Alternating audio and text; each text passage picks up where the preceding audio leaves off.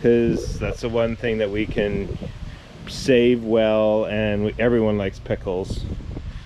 Garlic is doing great.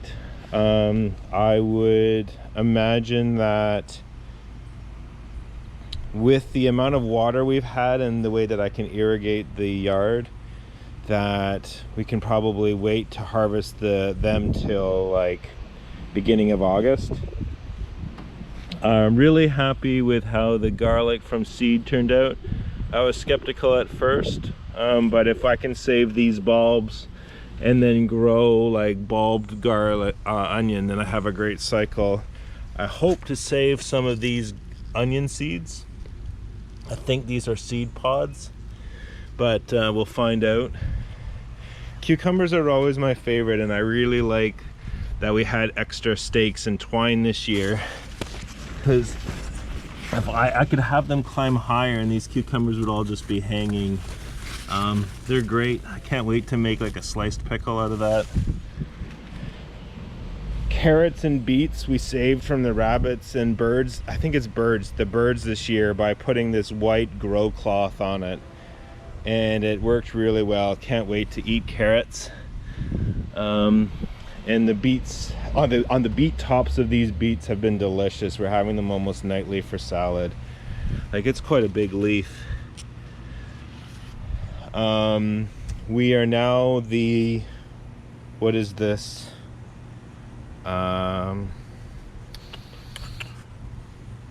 Turnip, radish. So the radish has gotten all hard and it's gone to seed, and there's clearly, it seems to me, male and female plants. We have flowers and we have ones that are more like spiky, and so we're gonna let a couple go to seed and collect the seed, dig up the rest, and I have some more radish, so we might get that. The broccoli, the interesting thing with the broccoli was that I didn't realize that the florets that you get in the store come from when the broccoli is bolting into a flower. And the broccoli will make those florets all year long, all season long, as you trim it. So I cut back all the seeds. Like, this thing was like 8 feet tall, and I'm starting to get new florets, and I'm really excited about that, right? And they won't grow any bigger than that, so you just eat them and you just enjoy. And I'm letting one go to seed. These are gigantic seed pods, probably like 15 seeds, 15 broccoli plants a pod. And I'm letting this thing go on seed. And so you let an area go to seed, but then it has flowers, so there's tons of bees all sat back. The bumblebees are back, maybe you can see it. He's over by the comfrey.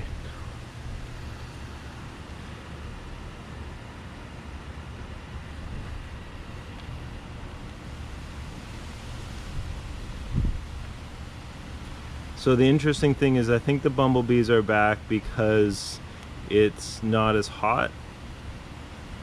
So I don't know if they hatched or they just flew back over here. So yeah, we have pulled up the peas. So we got the last of the peas. We didn't have any loss of any pea plant this year, so that was great. I think most of that can be credited to the TP design, as well as planting in April and using gloves and never touching the pea plant with bare hands. So this is some volunteer spinach, volunteer dill. It was all filled in here, and I had also in here the bok choy. This was a bok choy that I was gifted by Karen, and it had gone to seed, and I cut it back, and you can see new florets coming. And these are all related plants. So yeah, neat, eh? Nom, nom, nom, nom.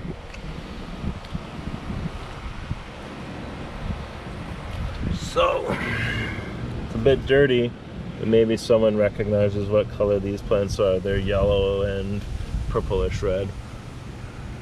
And our lovely kale.